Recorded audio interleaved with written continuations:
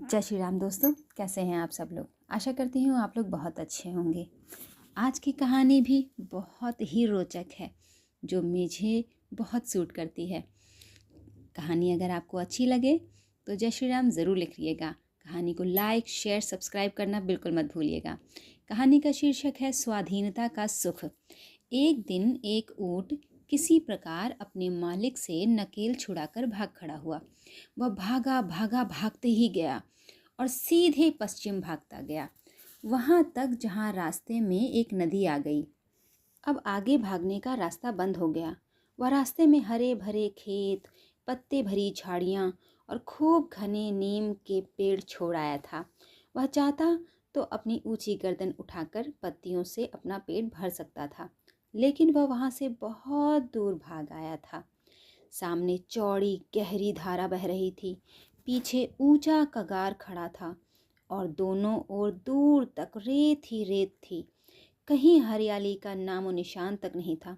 बेचारा ऊँट वहां आकर खड़ा हो गया और जब थक गया तो वहीं बैठ गया। वह डर के मारे बलबला भी नहीं सकता था, कुछ कह भी नहीं सकता था।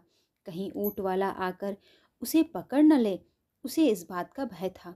उसे खूब भूख लग रही थी, लेकिन पानी के सिवा वहाँ कुछ भी नहीं था।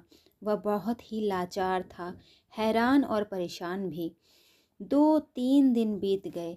भूख से ऊँट अधमरा हो गया। उसी समय एक कौवा आया। उसे ऊँट की दशा पर बहुत दया आई। उसने कहा, ऊँट भाई, मैं उड़ता हूँ, तुम मेरे पीछे चलो, मैं तुम्हें हरे खेत तक पहुँचा दूंगा। ऊँट बड़ा प्रसन्न हुआ। उसने कौवे को धन्यवाद दिया, चलने को भी तैयार हो गया। उसी समय उसे याद आया और उसने पूछा, भाई कौवे, उस खेत में कभी आदमी तो नहीं आता? कौवा हंस पड़ा।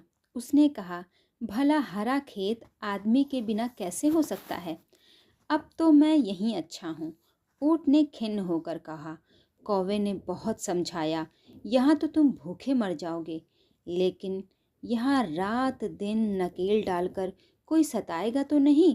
ऊँट ने संतोष एवं गर्व भरे स्वर में उत्तर दिया, सच तो है, पराधीन सपने हूँ सुख नाही। कथा यहीं ख़त्म होती है। कहानी आपको कैसी लगी मुझे ज़रूर बताइएगा। कमेंट में जय श्री राम लिखना बिल्कुल मत भूलिएगा। तब तक के लिए जय श्री राम।